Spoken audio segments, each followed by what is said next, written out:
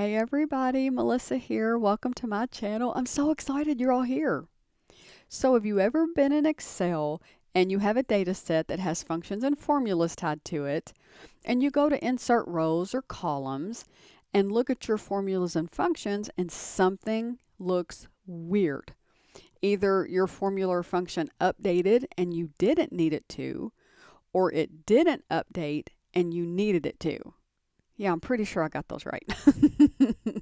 Now, if you're anything like me, you're not scratching your head trying to figure out what happened. You're yelling at Excel, why? Fully expecting it to give you an answer. And that's okay. We've all been there. What we're going to talk about today is going to help you solve that problem. And I can't wait to show you how it works. So let's go ahead and get started.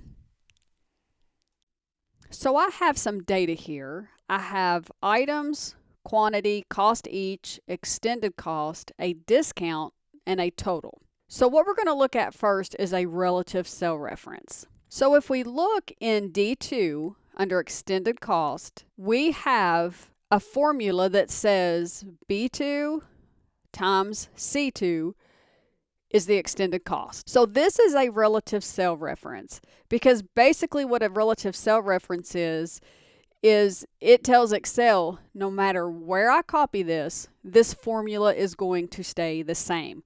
And let me show you exactly what I mean by that. So if we copy this formula down and we look at the next one, it's going to go to B3 times C3, B4 times C4, and so on. So that's basically all a relative cell reference is no matter where we copy this, it is always going to keep the same column, B and C, but it's going to change the line number as you carry that down. So in this total, we have a formula that says D2 minus F2 is the total. This is also a relative cell reference, because as it copies down, D3, F3, D4, F4, and because that is keeping the same column and changing the line, that is a relative cell reference, and that is okay because we want it to keep calculating across as we copy this formula down. Let's talk about the discount. So for our discount, we've put that in B10. Is where our discount is. It's not going to change. For every row that we put in here, this discount is going to be 3%. So what we're going to do here is let's do an equals the extended cost times that 3% and hit enter. Okay, that's a 49-cent discount. That worked. Let's copy it down. Oh, looky there, we have zeros.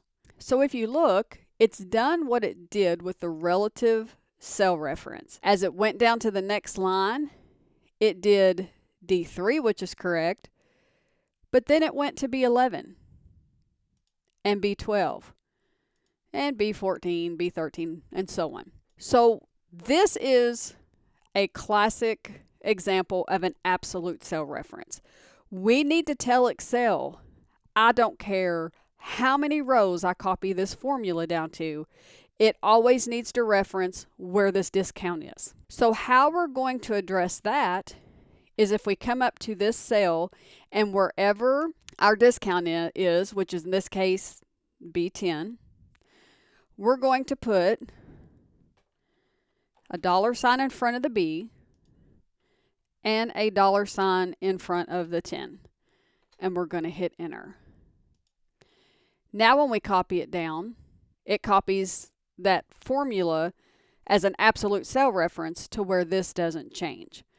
So we've got D7, but we've got B10 and B10 and B10. So what happens if we insert more rows and we move this? Let's see.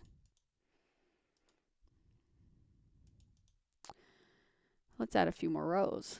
If you notice, it changed it from B10 to B13.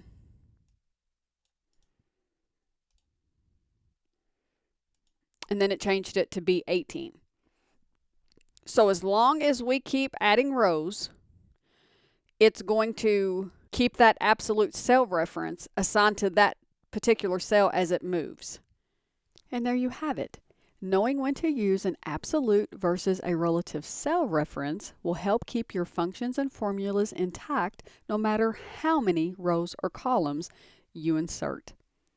If you found this video helpful, please be sure to give it a thumbs up, drop me a comment, and click on that subscribe button before you go. And I'll see you in the next tutorial. Until then, thanks so much for watching.